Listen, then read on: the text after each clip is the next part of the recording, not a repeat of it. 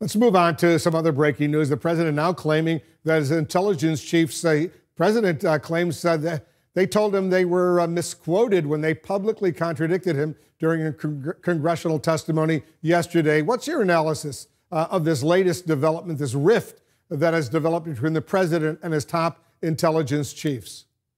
You know, Wolf, it just could not be more embarrassing for the president or for the country. You know, Gina Haspel, Director Coates, these are some of the most serious people out there, people who oversee other people who risk their lives every single day. So to trot them into the Oval Office for this photo shoot today during the intelligence briefing, and then to have the president say that they said that it was fake news, that is not language that Gina Haspel or Director Coates uses. So the president is simply lying to the American people here. And he said, go read the transcript. Look, you don't even need to go read the transcript. Look at the video of what they said. They said that Iran is not building a nuclear weapon. They did not mention the supposed crisis on our southern border in a worldwide threats hearing. Didn't even mention it.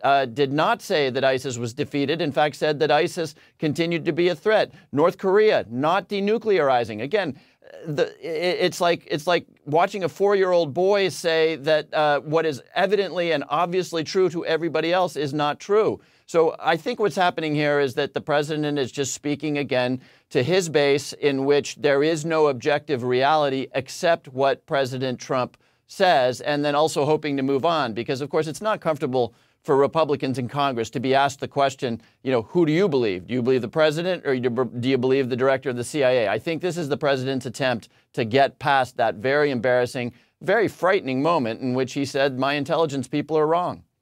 And he said yesterday they should go back to school. But I just want to be precise. You're suggesting, and correct me if I'm wrong, Congressman, that the president is now lying when he says that Gina Haspel or Dan Coates, the director of national intelligence, claimed in this briefing they gave the president this afternoon that the news media made all of this up and this was all fake news.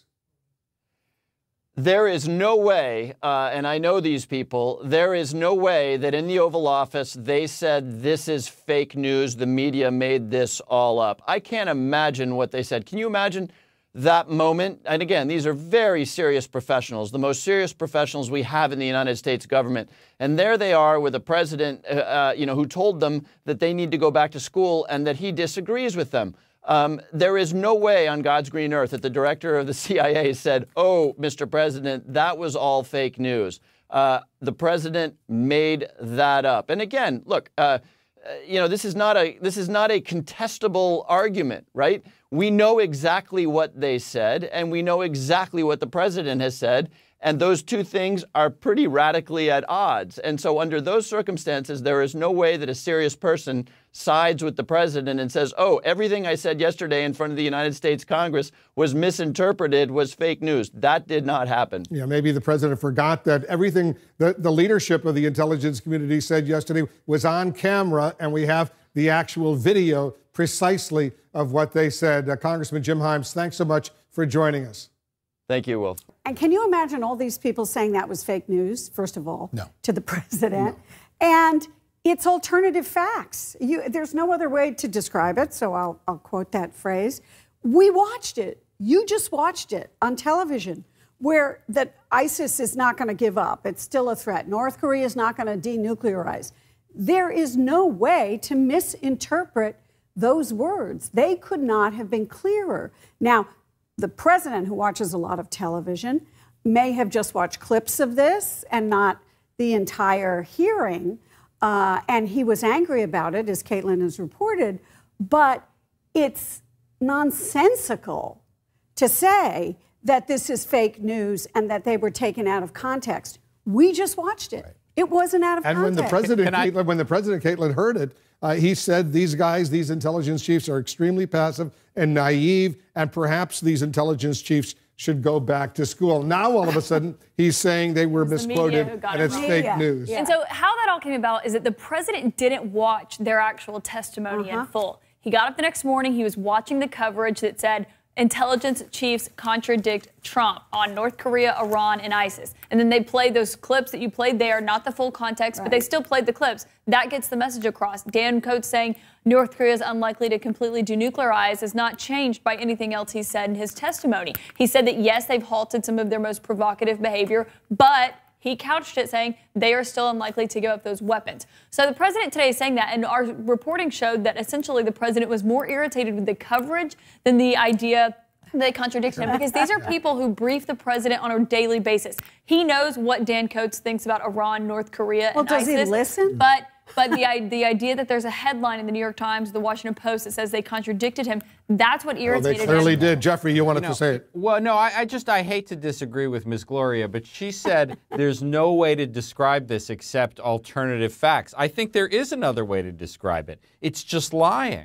It's lying about what went on yesterday. It's lying about what he was told that day by his subordinates. I mean, the idea that these intelligent, respectable people would say that was fake news, I mean, that's got to be a lie. I mean, nonsensical, I also called it, right? The president has tried to spin and dissemble so much over time on so many issues that now when he's there with Pamela in the Oval trying to spin this, it's hard for anyone to take that seriously. But there are the specific disagreements about Syria and Iran and about North Korea. But the bigger problem, in addition to what Caitlin was just reporting, is also that this completely undercuts the president's narrative going all the way back to 2016 that he was going to fix everything quickly and all his predecessors were stupid and these things were easy to solve. And I think the real thing is not just the president, what he said today, that they were misquoted. It's that what we saw is what these intelligence chiefs laid out. We saw how that differs from the president and what he tells the nation.